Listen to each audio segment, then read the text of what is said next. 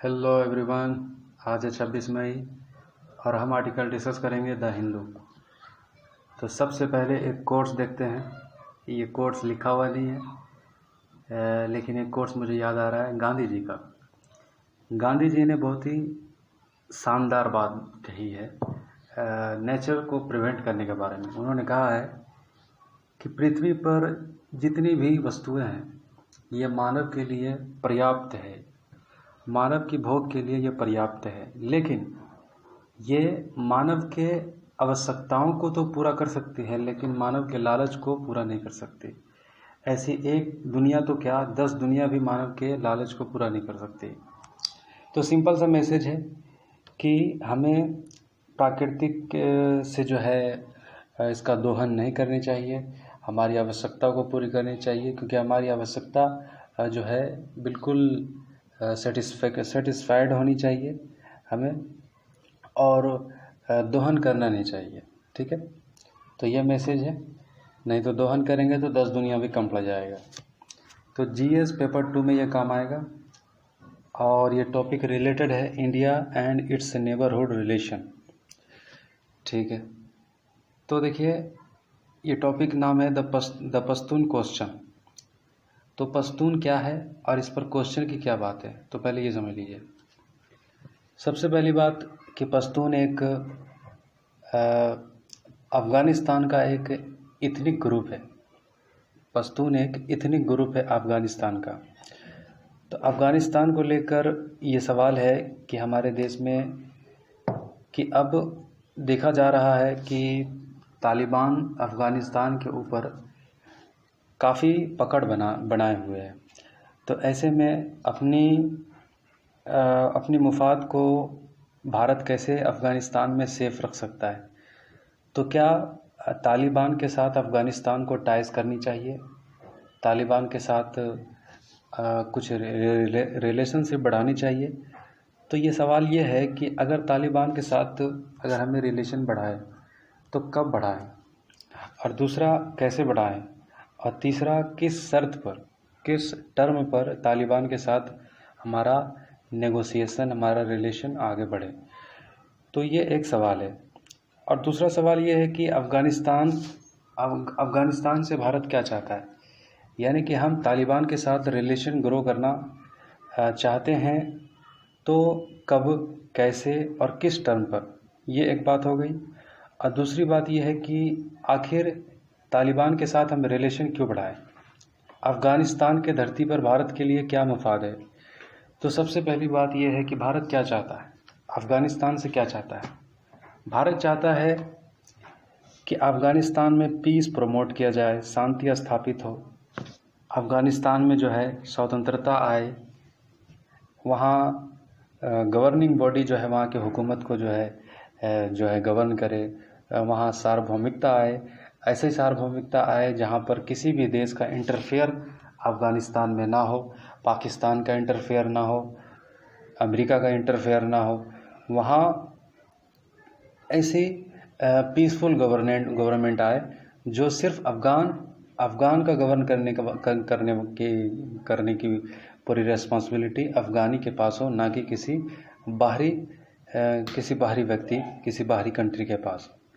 तो भारत का ये ऑब्जेक्टिव्स है, भारत का ये मकसद है अफ़गानिस्तान में। ठीक है, जब भी अफ़गानिस्तान के संबंध में क्वेश्चन आ जाए तो अफ़गानिस्तान के धरती पर भारत का क्या मकसद है, इसको लिखना बिल्कुल भी नहीं भूलेंगे। ठीक है, प्रमोटिंग पीस, इंडिपेंडेंट, सोवरेन इन अफ़गानिस्तान, भारत यही चाहता है बस। दूसरे देश की पकड़ जो है अफ़गानिस्तान से कम हो और अफ़गानिस्तान में जो है डेमोक्रेसी आए, अफ़गानिस्तान में स्वतंत्रता वैसा आए जैसा कि होनी चाहिए। और दूसरी बात देखिए कि अफ़गानिस्तान के तालिबान के साथ रिलेशन बनाने के संबंध में कुछ चीज़ों पर देखिए गौर करने की बात है। तो सबसे पहले देखिए कि अगर इतनी ग्रुप की बात करें, अफ़गानिस्तान में पॉपुलेशन किस तरीके से डिवाइड है। तो देखिए 42% पॉपुलेशन अफ़गानिस्तान में पश्तून है। 42% पश्तून की आबादी है, 22% ताजिक, 9% हजारा और उज़्बेक। 42% पश्तून, 22% ताजिक्स, 9% हजारा और उज़्बेक।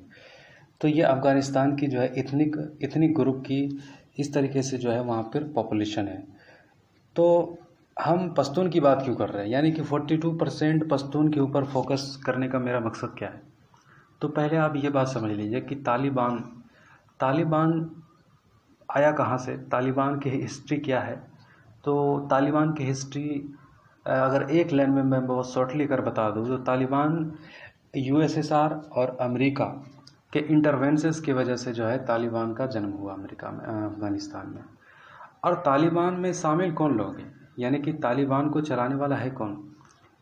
तो अगर देखा जाए तो तालिबान को चलाने वाला, यानी कि तालिबान में जितने फाइटर है तकरीबन आधे से ज़्यादा तकरीबन तालिबान में जो फाइटर है ये रूरल एरिया से बिलोंग करते हैं, यानी कि इतनी ग्रुप से बिलोंग करते हैं। वो पश्तून इतनी ग्रुप से बिलोंग करते हैं, ठीक है।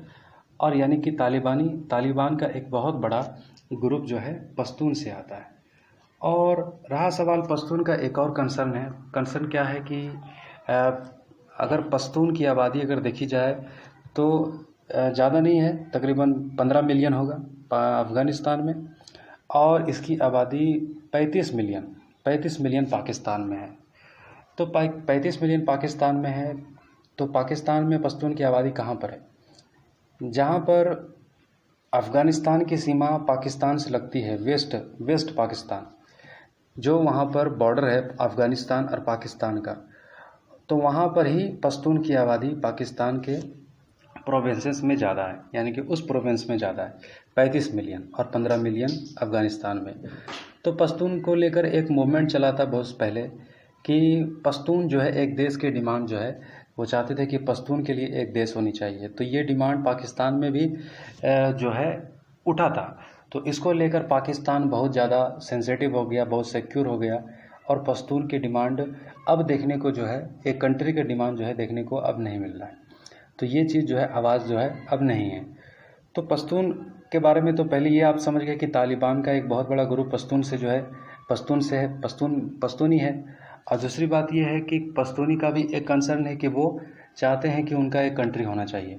और दूसरी बात ये है, आपको ताज्जुब होगा कि पाकिस्तान और अफ़गानिस्तान का जो बाउंड्री है उसको कहा जाता है ड्यूरेंट लाइन। पाकिस्तान अफ़गानिस्तान का जो बाउंड्री है उसे ड्यूरेंट लाइन कहा जाता है। और तालिबान जिसको कहा जाता है कि ये पाकिस्तान की कठपुतली है, तालिबान को पाकिस्तान की कठपुतली कहा जाता है। लेकिन तालिबान, अजीब व गरीब बात है कि ड्यूरेंट लाइन को नहीं मानता। तालिबान कहता है ये ड्यूरेंट लाइन नहीं मानते, यानी कि तालिबान नहीं मानता। और दूसरी बात यह है कि तालिबान को लेकर कहा भी जाता है कि पाकिस्तान के साथ जो है बहुत ही पाकिस्तान मिलिट्री का बहुत बड़ा सपोर्ट है तालिबान ग्रुप का। और दूसरी बात यह है कि तालिबान अभी कहता है कि हम पाकिस्तान के कठपुतली नहीं हैं।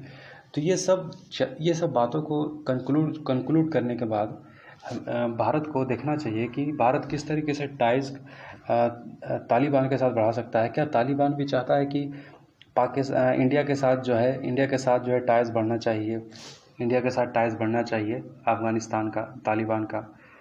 तो ये भी एक सवाल है, ठीक है। और इसी सवाल के ऊपर हम छोड़ते हैं कि तालिबान के साथ भारत का संबंध किस तरीके से होना चाहिए। और दूसरी एक चीज़ और यहाँ पर देख लीजिए कि तालिबान के साथ वहाँ के लोगों में भारत का एक बहुत सम्मान है। भारत के क्रिकेटरों को पसंद किया जाता है, भारत के पिक्चर को वहाँ पसंद किया जाता है, भारत के कल्चर को अफ़गानिस्तान में पसंद किया जाता है। तो इस तरीके से भारत का पीपुल टू पीपुल टाइज बहुत अच्छा है। और अगर कल हो करके अगर भारत को अपना सॉवरेनिटी, अपनी नेशनल सिक्योरिटी के लिए अफ़गानिस्तान के लोगों के साथ अगर संबंध बढ़ाने की अगर कोशिश होगी, तो भारत को ये कंसर्न रखना पड़ेगा दिमाग में कि एक बहुत बड़ी आबादी जो है 42% पश्तून जो है वहाँ पर रहते हैं, और इसमें से एक बहुत बड़ी आबादी तालिबान को सपोर्ट करती है। तो पीपुल टू पीपुल टाइज अगर बढ़ता है अफ़गानिस्तान के साथ, तो ये भारत के लिए ज़्यादा फ़ायदा होगा। गवर्नमेंट के साथ तो हमारा टाइज अच्छा है, लेकिन पीपुल टू पीपुल तालिबान के साथ बिल्कुल कटा हुआ है। तालिबान के साथ किस तरीके से आगे आना चाहिए, ये एक सवाल है, ठीक है। तो चलिए, आपसे भी हम सुझाव चाहेंगे क्या तालिबान के साथ भारत को संबंध स्थापित करनी चाहिए, क्या ये, और करनी चाहिए तो किस टर्म पर करनी चाहिए और कैसे करनी चाहिए। चलिए, सवाल है आपके लिए, कमेंट बॉक्स में जाके आप अपनी राय दीजिए। ठीक है। और एक चीज़ ये देखिए कि तालिबान में रूल कैसा रहा है। कम्युनिस्ट सरकार की अगर कहे तो 1980 में रूल रहा, और फिर उसी के कंसर्न में जो है मुजाहिद तालिबान का रूल 1990 से लेकर के 2001 तक रहा, और ये जो है इस तरीके से वहाँ पर सत्ता रही है। अब तालिबान का पकड़ वहाँ पर ज़्यादा है। ठीक है, ये टॉपिक कवर हो गया। अब दूसरा टॉपिक हमारा है, जीएस पेपर 3 में ये काम आएगा, और ये टॉपिक रिलेटेड है the problem with the liquidity push, और ये topic Indian economy and issue relating to planning mobilisation of resources growth. ठीक है, इससे आप कंक्लूड करके देख लीजिए। तो जीएस पेपर 3 में ये काम आएगा। तो सबसे पहले ये बात है कि 20 लाख करोड़ का पैकेज अनाउंसमेंट किया गया, और हमारी तरफ से ये एम रखा गया कि भारत आत्मनिर्भर भारत बनने की तरफ अग्रसर होगा। तो सवाल ये है कि 20 लाख करोड़ का पैकेज में भारत सरकार ने क्या इनिशिएटिव लिया, क्या कदम उठाया। तो देखिए, 20 लाख करोड़ के पैकेज में आरबीआई का रेपो रेट और रिवर्स रेपो रेट को भी जोड़ दिया गया। यानी कि आरबीआई ने जो रिवर्स रेपो रेट और रेपो रेट जो मॉनेटरी फंड होता है जो आरबीआई का, वो उससे जितना पैसा बचता था वो पैसा भी 20 लाख करोड़ में ऐड कर दिया गया, और तकरीबन 5 लाख करोड़ जो है लोन देने के लिए, बिजनेस को बढ़ावा देने के लिए जो है उसके लिए जो है इनलोड किया गया। तो सवाल ये है कि 20 लाख करोड़ के पैकेज में ये पैकेज क्या सेल्फ रिलायंट भारत को प्रमोट कर सकता है। तो देखिए, पहली सबसे बड़ी सवाल ये है कि ये जो पैकेज जो अनाउंसमेंट हुआ, ये पैकेज में ज़्यादातर सरकार की कोशिश ये रही कि मार्केट में क्या किया जाए, स्टिमुलस लेके आया जाए। यानी कि कंपनी को मदद किया जाए, जो है इंडस्ट्री को मदद किया जाए, जो कारोबार जो ठप हो गया है उस कारोबार को लोन दे करके उसको उठाया जाए।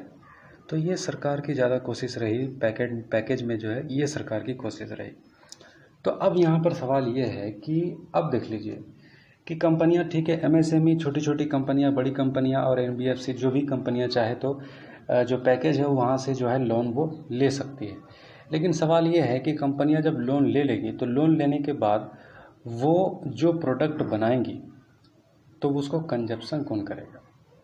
यानी कि हमारी इकोनॉमी में अभी सबसे बड़ी दिक्कत क्या है, कंजप्शन की दिक्कत है, मार्केट में डिमांड की दिक्कत है। अब एमएसएमई जा कर के लोन ले लेंगी और वो जो है अपनी जो है प्रोडक्ट को जो है फिर से जो है रीजनरेट करना, प्रोडक्शन करना शुरू कर देगी। तो सवाल ये है कि वो मार्केट में जाएगा, मार्केट में जाने के बाद वो उसकी बढ़ोतरी तब होगी, वो मार्केट में और हमारे अर्थव्यवस्था को बेनिफिट तब देगी जब वो प्रोडक्ट जल्दी से कंजप्शन हो, और फिर उससे जो है डिमांड जनरेट हो, और फिर उससे जो है एम्प्लॉयमेंट जनरेट हो, और फिर उससे तरक्की हो। तो ये सारी कड़ियाँ तब होगी जब मार्केट में डिमांड होगा, और मार्केट में डिमांड तब होगा जब लोगों के पास पैसा होगा, और लोगों के पास पैसा तब होगा जब लोगों के पास काम होगा, और अभी लोगों के पास काम नहीं है। तो आपको समझ में आ रहा है, सरकार ने जो पैकेज अनाउंसमेंट किया उस पैकेज से हमारी अर्थव्यवस्था में क्या सुधार होने वाला है और क्या आगे चल कर के जो हालात आने वाला है। तो ये चीज़ जो है आपके सामने है। सरकार को करना क्या चाहिए था, सरकार को मार्केट में सबसे पहला लेबर लॉ ठीक करना चाहिए। लिक्विडिटी, सरकार को लिक्विडिटी लेकर के आनी चाहिए, मार्केट में पैसा को फ्लो करनी चाहिए, लोगों के खाते में डायरेक्ट बेनिफिट ट्रांसफ़र करने चाहिए। ये पिछला वीडियो में भी हमने डिस्कशन किया था।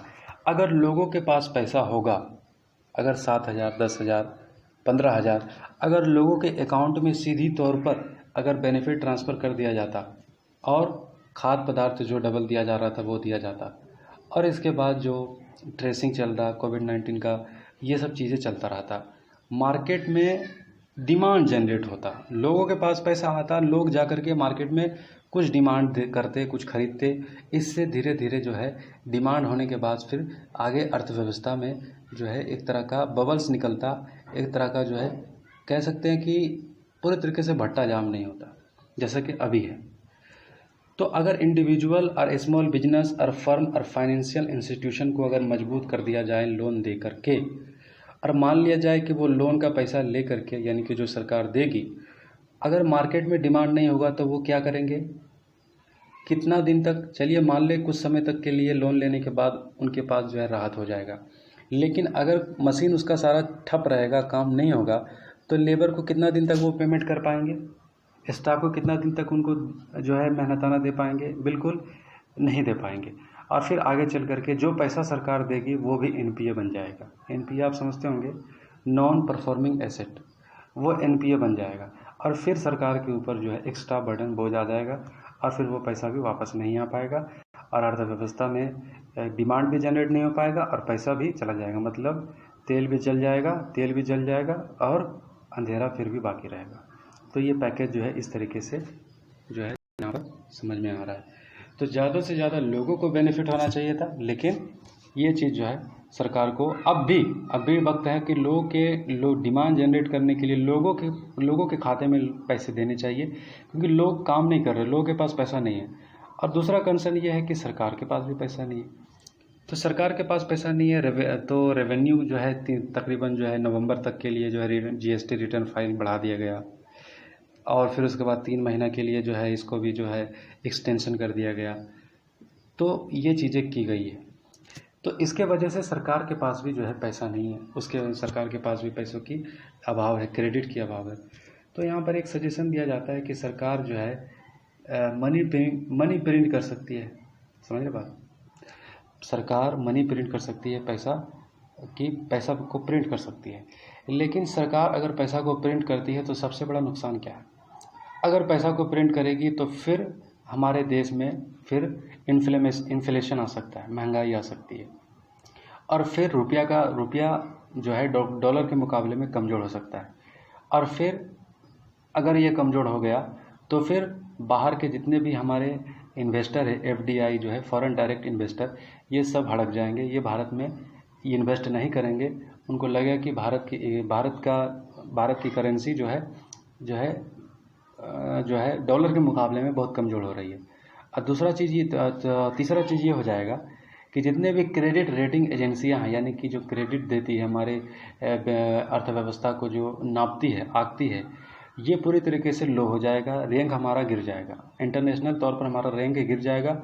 और रैंक गिर जाने के बाद जो है कंपनियां हड़क जाएगी, लोग हमारे यहाँ इन्वेस्टमेंट, देश जो है हमारे यहाँ इन्वेस्टमेंट नहीं करेंगे। तो ये सब प्रभाव पड़ेगा अगर सरकार जो है नोट छापती है तो एक्स्ट्रा। तो ये भी एक सवाल है, ठीक है। तो जो करना चाहिए था वो देखिए बता चुके हैं कि कैश ट्रांसफ़र होनी चाहिए, ठीक है, सॉल्यूशन बताया जा रहा है, कैश ट्रांसफ़र होनी चाहिए, न्यू स्कीम ला करके कैश ट्रांसफ़र कीजिए, लोगों का वेज सही दीजिए, जो लोग काम कर रहे हैं सब्सिडी दीजिए और एम्प्लॉयमेंट प्रोग्राम को जो है ज़्यादा से ज़्यादा बढ़ाइए। जैसे कि मनरेगा के बारे में कल बात किए थे, मनरेगा वर्कर रूरल एरिया में जितने भी लोग जो बेरोजगार बैठे हुए हैं, मनरेगा वर्कर के तहत उसको 100 दिन की नरेगा में 100 दिन से ज़्यादा 100 दिन की जो है रोजगार की गारंटी देते हैं। आप इसको एक्सपेंड कर दीजिए। जो लैंडलेस लेबर है, जो जिसके पास ज़मीन नहीं है, जिस किसान के पास, उसको मनरेगा के तहत आप काम दीजिए, ताकि ना कुछ होने के वजह से कुछ होना बहुत होता है, यानी कि ना कुछ होने के से बेहतर है कि कुछ हो। तो ये सब चीज़ जो है इनिशिएटिव सरकार उठा सकती है, ठीक है। तो ये हमारा टॉपिक क्लियर हो गया हमारी भारतीय अर्थव्यवस्था से संबंधित। और फिर हमारा तीसरा है, जीएस पेपर 3 में काम आएगा, और ये टॉपिक है मूविंग बियॉन्ड जियोपॉलिटिक्स। देखिए जियोपॉलिटिक्स के बारे में बात होगी यहाँ पर, और ये टॉपिक कवर होगा science and technology development and their application and effect in every life. तो देखिए क्या है, पहले तो कॉन्टेस्ट ये है कि पेंडेमिक को ट्रेस करने के लिए, और जो इसके वजह से जो सिचुएशन बनी है दुनिया में, जितने भी गवर्नमेंट है, सरकारें जो है, ये पॉलिसी मेकिंग करने के लिए और हेल्थ केयर रिसर्च को और ये सब को जो है सही ठीक करने के लिए टेक्नोलॉजी का जो है और डाटा का इस्तेमाल जो है एक्टिविटी जो है बढ़ा दिया गया। तो ये क्या हुआ है, कई सारे देशों ने अपना अपना ऐप्स और कई सारे डेटा प्रोसेसिंग ऐप्स जो है उन्होंने इंसर्ट किया और इसका मकसद ये था कि ज़्यादा से ज़्यादा डेटा उस ऐप के माध्यम से डेटा इंसर्ट किया जाए और लोगों को ट्रेस किया जाए, पता लगाया जाए कि कौन पॉजिटिव है और कहाँ पर है, किस जोन में है।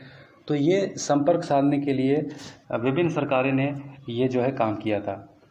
तो डेटा के बारे में अगर बात करें तो देखिए, पहली बात तो ये है कि कोविड-19 की बीमारी से लड़ने के लिए डेटा का इस्तेमाल, टेक्नोलॉजी का इस्तेमाल जो है अभी ये विभिन्न देशें जो है कर रही है, ठीक है। तो इस पर देखिए, डेटा के बारे में अगर बात करें तो पहले से अगर डेटा जायंट की बात करें, पहले देखिए, पहली बात ये है कि कोविड-19 की वजह से जो पेंडेमिक आया है, तो वजह क्या है? ये पेंडेमिक जो इतना बड़ा है, ये डेटा के अभाव की वजह से बढ़ा है कि चाइना और WHO ने सही टाइम पर डेटा को जो है ओपन नहीं किया, वर्ल्ड के लिए डेटा को ओपन नहीं किया, ताकि लोग सतर्क हो जाते, दुनिया सतर्क हो जाती। तो ये गुस्सा है लोगों के ऊपर चाइना और WHO के साथ कि इन्होंने डेटा को सप्रेस किया। तो देखिए, डेटा के बारे में एक चीज़ आप याद रखिएगा कि जितने भी जो हमारे टेक्निकल जायंट हैं, यानी कि गूगल हो गया, फेसबुक हो गया, अमेजोन हो गया, इन लोगों के पास क्या होता है कि डेटा बहुत ज़्यादा होता है और ये देशें जो इन लोगों के पास जो डेटा होता है, ये गवर्नमेंट के साथ नेगोशिएशन करते हैं और अपने नेगोशिएशन में सरप्लस रहते हैं। एक वक्त हुआ करता था, ये सब कंपनियां गवर्नमेंट के साथ जो गवर्नमेंट से हेल्प मांगती थी, लेकिन आज सरकार जो है इन कंपनियों से हेल्प मांगती है। गूगल, फेसबुक, अमेजोन, और इन कंपनियों से हेल्प किस तौर से मांगती है? डेटा की वजह से, क्योंकि इन कंपनियों के पास एक ह्यूज डेटा होता है। आप फेसबुक लॉगिन करते हैं तो कई सारा डेटा आपको देना पड़ता है, तब आपका जो है प्रोफाइल बनता है, तब आपका जो है फेसबुक बनता है। गूगल के लिए भी आपको अपना बनाना पड़ता है। अमेज़ोन में आप जाइएगा तो आपको डेटा देना पड़ता है, व्हाट्सएप में डेटा देना पड़ता है। तो ये सब कंपनियों के पास हमारा और आपका और पूरे कई सारे दुनिया के कई सारे देशों का कई तरह का डेटा है इन लोगों के पास। तो ये लोग क्या करती है कि गवर्नमेंट के साथ नेगोशिएशन करती है और अपना हित जो है साधती है। और सबसे बड़ा काम क्या है कि ये कंपनियां जितना भी है, ये हमारे देश का नहीं है, ये कंपनियां यूएस का है। तो यूएस को फ़ायदा पहुंचाने के लिए उनके पॉलिसी मेकिंग में और उनका संबंध उनके पॉलिसी मेकिंग में, ये डेटा जो बड़ी बड़ी डेटा वाली कंपनियां हैं, ये सब कंपनियां अपने देश को फ़ायदा देती है और दूसरे देश का इससे क्या होता है, कह लें कि वो अपना देश को फ़ायदा पहुंचाती है और दूसरा देश को इनडायरेक्टली नुकसान पहुंचता है। तो सरकार डेटा प्रोसेसिंग करने के लिए, देखिए क्या हुआ कि 9 आरोग्य सेतु ऐप जो है सरकार ने जो है इंट्रोड्यूस किया और इस ऐप के माध्यम से सरकार का ये कहना था कि ज़्यादा से ज़्यादा लोग इस ऐप को डाउनलोड कीजिए।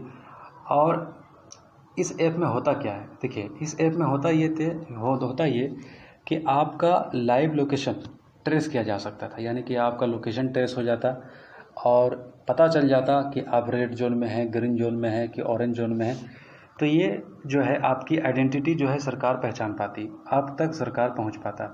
तो अब तक आरोग्य सेतु ऐप 9 करोड़ लोगों ने डाउनलोड किया। तो सबसे बड़ा सवाल ये है कि 9 करोड़ लोगों ने डाउनलोड किया, तो क्या ये प्राइवेसी का कंसर्न नहीं है? विदाउट कंसर्न जो देखा जाए कि आरोग्य सेतु ऐप जो डाउनलोड करेंगे तो उनका डेटा जो है सरकार के पास चली जाएगी और सरकार के पास भी चले जाने के बाद ये डेटा हो सकता है ये सरकार भी मिसयूज कर सकती है डेटा को। तो ये भी एक सवाल है। जैसे कि बड़ी बड़ी टेक्निक जायंट कंपनियां जो है, फेसबुक, अमेजोन, व्हाट्सएप, ट्विटर, जितनी बड़ी बड़ी जो कंपनियां हैं, ये सब भी डेटा को मिसयूज करती है अपने अपने नेशन स्टेट को फ़ायदा पहुंचाने के लिए, ऐसा करती है ये लोग। तो सरकार के लिए भी ये कंसर्न है कि सरकार भी डेटा को मिसयूज कर सकती है। तो इसके लिए सरकार को देखिए एग्जांपल भी दिया जा रहा है, जैसे कि चाइना और यूएस का ट्रेड वार जब चल रहा था तो हुवावे 5G टेक्नोलॉजी का जो है ये चाइना का है। तो 5G टेक्नोलॉजी को मदद देने के लिए 5G टेक्नोलॉजी को प्रमोट करने के लिए FB को जो है इसमें जो है हेल्प करने की बात जो है नेगोशिएशन दोनों के बीच में जो चल रहा था। यानी कि ये जायंट कंपनियों को, जो टेक्नोलॉजी जायंट कंपनियां हैं, इन कंपनियों के साथ जो है 5G टेक्नोलॉजी को और फिर यूएस का 5G टेक्नोलॉजी, ये दोनों जो है प्रमोट करने के लिए एक दूसरे की एक दोनों जो है नेगोशिएशन करने की फिराक में थे। ये जो है एग्जाम्पल आप देख सकते हैं कितना महत्वता बढ़ जाता है जिनके पास जो है इतना बड़ी मात्रा में डेटा होता है। तो समझ रहे बात, वो पॉलिसी मेकिंग में इन्फ्लुएंस कर सकता है, वो लोगों का नेचर समझ सकता है, वो एक कंट्री की मतलब कह लें कि डेटा बहुत जो है एक देश के लिए बहुत इंपॉर्टेंट चीज़ है, और डेटा का मिसयूज हो जाना एक देश के लिए बहुत ही खतरे की बात है, नागरिक के लिए भी बहुत बड़ी चुनौती है। तो जैसे कि डेटा को लेकर जो है 7 से 8 साल पहले ही foreign country, European country, western country में देखा जा रहा है कि ये सब कंट्री में जो है बहुत ज़्यादा जो है सेंसिटिविटी है, लोग बहुत जागरूक है। लेकिन भारत जैसे पाकिस्तान, अफगानिस्तान, बांग्लादेश, ये सब देशों में डेटा को ज़्यादा लोग सीरियस नहीं लेते, अपनी प्राइवेसी को ज़्यादा सीरियस नहीं लेते। यूरोपियन यूनियन जैसे देशों में जो है वहाँ पर कानून भी है, जैसे कि वहाँ पर एक कानून है डेटा प्रोटेक्शन रेगुलेशन एक्ट है यूरोपियन यूनियन का। इस तरीके से यूएस का एक कानून है क्लाउड एक्ट। तो क्लाउड एक्ट के माध्यम से यूएस के नागरिक जो है अपने डेटा को खुद कंट्रोल कर सकती है, यानी कि डेटा को खुद कंट्रोल कर सकती है। तो ये एक बहुत अच्छा कानून है यूएस में कि डेटा प्रोटेक्शन के लिए जो व्यक्ति डेटा को इनपुट करेंगे वो डेटा को खुद से कंट्रोल कर सकते हैं, ठीक है। तो इस तरीके से भी भारत में भी लॉ होना चाहिए, और डेटा प्रोटेक्शन के लिए, प्राइवेसी के लिए लोगों के जो है सुप्रीम कोर्ट का भी जजमेंट था एक पुट्टा स्वामी केस में। सुप्रीम कोर्ट ने कहा था कि प्राइवेसी जो है फंडामेंटल राइट होनी चाहिए। तो सुप्रीम कोर्ट का भी जो है सेंटिमेंट है, और पब्लिक का भी जो है यहाँ पर तो जो देखा जाता है बहुत कम है, लेकिन सरकार को देखना चाहिए और एक डेटा प्रोटेक्टिंग एक्ट जो है बनानी चाहिए, ठीक है, और उसको अच्छे से रेगुलेट भी होना चाहिए। ये टॉपिक है जीएस पेपर 2 में काम आएगा, और ये है India opportunity in combating West Asia बेंजिंग फूड सिक्योरिटी क्राइसिस। देखिए वेस्ट एशिया के संबंध से ये टॉपिक है कि वेस्ट एशिया दुनिया का सबसे ज़्यादा सेंसिटिव एरिया है। वजह क्या है, वहाँ पर जियोपॉलिटिकल हित है लोगों का, इकोनॉमिकल हित है वहाँ पर लोगों का, स्ट्रेटजिकल हित है लोगों का, मतलब दूसरे कंट्री का। तो इस वजह से वहाँ पर जो है इंस्टेबिलिटी बनी रहती है, ठीक है। तो अब क्या है, देखिए ग्लोबल पेंडेमिक की वजह से, कोविड-19 की वजह से, जैसा कि पूरा दुनिया का आवागमन शट डाउन है, तो शट डाउन होने की वजह से नेशनल फूड सिक्योरिटी इन देशों में बहुत ज़्यादा बढ़ चुकी है। इन देशों में जो है फूड क्राइसिस की स्थिति बनी हुई है। ग्लोबल सप्लाई चेन टूट जाने की वजह से इन देशों में जो है बड़ा समस्या हो गया है, खाने पीने को लेकर चीज़ों को जो है काफ़ी चैलेंज हो गई है। तो देखिए भारत की क्या भूमिका हो सकती है, तो हम देखेंगे कि भारत का वेस्ट एशिया देश के लिए भारत कितना इम्पोर्टेंट है, और भारत को इससे फ़ायदा क्या है। तो सीजी राजा मोहन देखिए एक्सप्लेन करते हैं फॉरेन पॉलिसी, इंडिया के फॉरेन पॉलिसी को बताते हैं कि हमारा फॉरेन पॉलिसी तीन तरीके से डिवाइड है। पहला इमीडिएट नेबरहुड, जैसे कि इंडिया, पाकिस्तान, बांग्लादेश जैसा देश, ये हमारा इमीडिएट नेबरहुड में आता है। और दूसरा है एक्सटेंडेड नेबरहुड जिससे Saudi Arab, Iran, Iraq, Kuwait, Bahrain, Dubai, ये हमारा एक्सटेंडेड नेबरहुड में आता है। और तीसरा है outside world, USA, Canada, England, समझ रहे बात। तो सीजी राजा मोहन ने इस तरीके से इंडियन फॉरेन पॉलिसी को 3 ग्रुप में बांट करके बताया, और फिर कहा वेस्ट एशिया 2 नंबर पर है, यानी कि हमारे फॉरेन पॉलिसी में वेस्ट एशिया का महत्व 2 नंबर पर है। और वेस्ट एशिया का महत्व सिर्फ इसलिए नहीं है कि वहाँ पर पावर स्टेशन है, वहाँ पर पेट्रोल है, वहाँ पर गैस है बहुत ज़्यादा, इस वजह से नहीं है। हाँ, ये एक वजह है, भारत जो है ज़्यादा से ज़्यादा अपना जितना एनर्जी एक्सपोर्ट्स जो है वेस्ट एशिया से ही करता है। लेकिन सवाल ये है कि एक बहुत ह्यूज स्ट्रेटेजिक जगह पर वेस्ट एशिया जो है पूरी दुनिया को जोड़ती है, समझ रहे बात। ईस्ट को वेस्ट से जोड़ती है, वेस्ट को ईस्ट से जोड़ती है, और दोनों के बीच में जो है मिडिल मैन का काम करती है। तो वेस्ट एशिया भारत के लिए ह्यूज स्ट्रेटेजिक इम्पॉर्टेंट स्टेट है, ठीक है। और इसी तरीके से प्रोफेसर गिरिजेश पंत का कहना है कि वेस्ट एशिया ऐसा नहीं है कि भारत अपना पावर वहाँ पर दिखाए।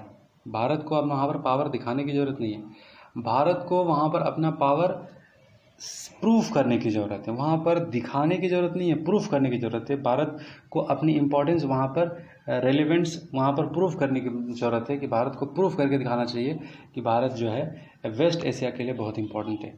तो ये प्रोफेसर ग्रिजेश पंत का साहब का कहना था, ठीक है।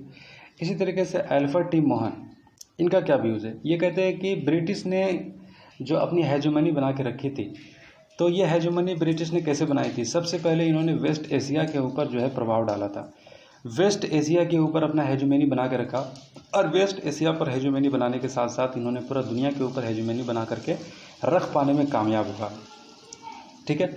और फिर दूसरी बात, अभी देखिए अभी कॉन्टेस्ट क्या है, अभी पेंडेमिक की वजह से वेस्ट एशिया के कई सारे देश जो है चाइना से छिड़े हुए हैं, चाइना से गुस्से में है, और चाइना से जो है एक्सपोर्ट भी जो है कम कर रहा है, समझ रहे। चाइना से बहुत सारा देश जो है अभी टेंशन में है, चाइना को पेंडेमिक की वजह से, कोविड-19 की वजह से वहाँ के लोगों में जो है चाइना को लेकर गुस्सा है। तो भारत के लिए यहाँ पर एक मौका है। भारत के लिए मौका क्या है कि देखिए World Bank FAO, UNFAO, food and agriculture organisation, international fund for agriculture development, food programme, world wide food programme, ये जितने भी इंस्टीट्यूशन हैं, इन लोगों ने ज्वाइंट स्टेटमेंट दिया है। इन लोगों ने कहा है कि शटडाउन की वजह से, आवागमन के रुकने की वजह से वेस्ट एशिया में जो फूड सप्लाई चेन जो टूटा है, जो क्राइसिस वहाँ जो पैदा हुई है, अब दुनिया के मिनिस्ट्रीज़ को, एग्रीकल्चर मिनिस्ट्रीज़ को, फूड सिक्योरिटी मिनिस्ट्री को देखना चाहिए कि ये क्राइसिस ज़्यादा ना बढ़े, वेस्ट एशिया में सप्लाई चेन को सुनिश्चित किया जाए और यहाँ के फूड क्राइसिस स्थिति को जो है हैंडल किया जाना चाहिए। ये कलेक्टिव जो है स्टेटमेंट रहा इन लोगों का। अब देखिए भारत के लिए क्या है, अगर भारत की बात करें तो भारत के लिए बहुत ही अच्छा जो है वेस्ट भारत के लिए एक अच्छी अपॉर्चुनिटी है। और पहली बात ये समझ लीजिए कि वेस्ट एशिया में सारे देश जो है क्राइसिस में नहीं है, ये भी आप समझ लीजिए। क्राइसिस में है तो सारे देश नहीं है। वेस्ट एशिया में इनइक्वालिटी बहुत ज़्यादा, असमानता बहुत ज़्यादा है। जैसे पूरी दुनिया में असमानता है, उसी तरीके से वेस्ट एशिया में भी असमानता बहुत ज़्यादा है। जैसे कि बहुत सारे रिच कंट्री जो अमीर देश हैं, उन लोगों ने पहले से ही अपनी तैयारी बहुत ही अच्छे से कर ली है, यानी कि पेंडेमिक से पहले ही उन लोगों ने अपनी तैयारी बहुत अच्छी कर ली। Saudi Arabia, Egypt, Algeria, Turkey, इन लोगों ने चावल, गेहूँ, फूड सिक्योरिटी को अपना जो है सुनिश्चित कर लिया। इन लोग जो है रिच कंट्री है, इन लोगों का काम बन गया।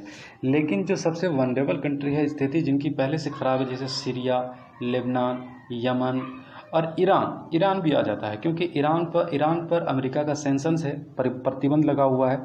तो प्रतिबंध लगने की वजह से फूड चेन सप्लाई वहाँ भी टूटा हुआ है और वहाँ भी स्थिति बहुत ही ख़राब बनी हुई है, ठीक है। और सऊदी अरब का देखिए कि सऊदी अरबिया G20 कंट्री का मेंबर है। और G20 कंट्री क्या है, G20 कंट्री जो है ग्रुप ऑफ कंट्रीज़ है, और इस कंट्री का मकसद ये है कि डेवलप्ड और डेवलपिंग कंट्री के बीच में पॉलिसी कोऑर्डिनेशन लेकर के आना है। आगे समझ रहे, G20 कंट्रीज़ का मकसद ये है, ग्रुप ऑफ कंट्रीज़ है ये, और इसका मकसद ये है, इसमें शामिल है डेवलप्ड कंट्री और डेवलपिंग कंट्री। आप समझ रहे हैं डेवलप्ड कंट्री क्या होता है और डेवलपिंग कंट्री क्या होता है। जो कंट्री डेवलप्ड है, जैसे कि अमेरिका, जैसे कि इंग्लैंड, जैसे कि जर्मनी, जैसे कि जापान, ठीक है, तो इसको डेवलप्ड कंट्री कहा जाता है, ठीक है। और डेवलपिंग कंट्री जो अभी डेवलप्ड नहीं है, जैसे कि इंडिया, जैसे कि बांग्लादेश, जैसे कि पाकिस्तान, अफसोस होगा चाइना भी डेवलपिंग कंट्री में आता है, ठीक है।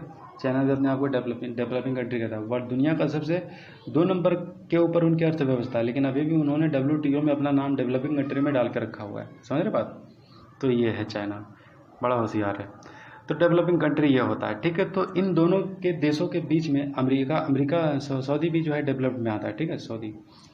तो ये सब कंट्री की अगर हम बात करें तो कोऑर्डिनेशन, पॉलिसी मेकिंग में जो है कोऑर्डिनेशन बनाना है, G20 कंट्री का ये मकसद है।